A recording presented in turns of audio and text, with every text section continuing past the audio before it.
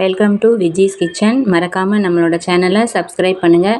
பக்கத்தில் இருக்கிற பெல் ஐக்கானை கிளிக் பண்ணி ஆளுங்கிற ஆப்ஷனை ஆன் பண்ணுங்கள். ஸ்டவ் ஆன் பண்ணிக்கோங்க.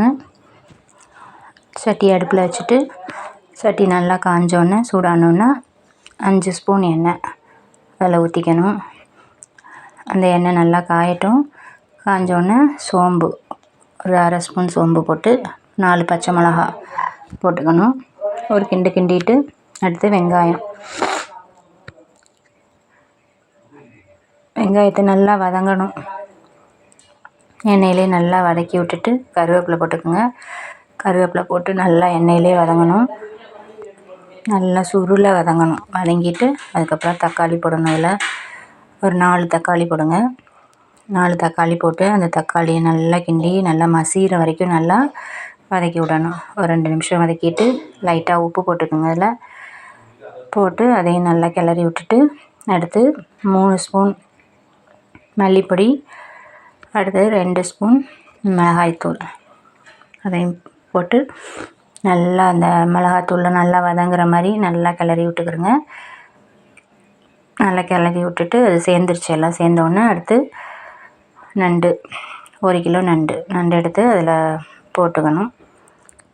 போட்டு நல்லா வதக்கணும். சுருள நல்லா வதக்கிட்டே இருக்கணும். அது வதங்கினா தான் அந்த நண்டில் அந்த எல்லாமே சேரும். மிளகா பொடி எல்லாம் உப்பு எல்லாமே சேர்ந்துடும். அதில் நல்லா சுருள நல்லா கிளறி விடணும். கிளறி விட்டுட்டு அதுக்கப்புறம் ஒரு 4 பல் பூண்டு வச்சு நல்லா நச்சுட்டு அதில் நல்லா நைஸாக நல்லா நச்சுட்டு அந்த நண்டில் போட்டு அதையும் போட்டு நல்லா கிளறி விடணும். கிளறி விட்டுட்டு ஒரு நிமிஷம் நல்லா கிளறி விட்டுட்டு நல்லா சுருண்டு வந்துடும். சுருண்டு வந்தோடனே நம்மளுக்கு அந்த நண்டில் தேவையான அளவு நம்மளுக்கு தண்ணி ஊற்றிக்கணும். ஒரு செம்பு ஊற்றிக்கிங்க. செம்பு ஊற்றி நல்லா அதில் சேர்ந்து நல்லா வந்துடும். தண்ணியை ஊற்றி நல்லா கலக்கி விட்டுட்டு ஒரு 10 நிமிஷம் நல்லா கொதிக்க விடணும். கொதித்தா தான் அது நல்லா உப்பு இந்த மிளகாத்தூள் எல்லாமே சேர்ந்து நல்லா வெந்துடும். அந்த நண்டும் மூடி வச்சாச்சு. ஒரு 10 நிமிஷம் கழித்து நான் திறந்து பார்த்தா நல்லா கொதி வந்துருச்சு. எல்லாமே சேர்ந்துருச்சு. இப்போ என்ன பண்ணணும், அதில் ஒரு மூடி தேங்காய் நான் அரைச்சி வச்சுருக்கேன். அதை அதில் கலந்துக்கணும்.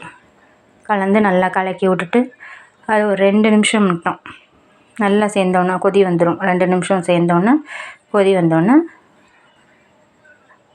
நம்ம இறக்க வேண்டியது தான்.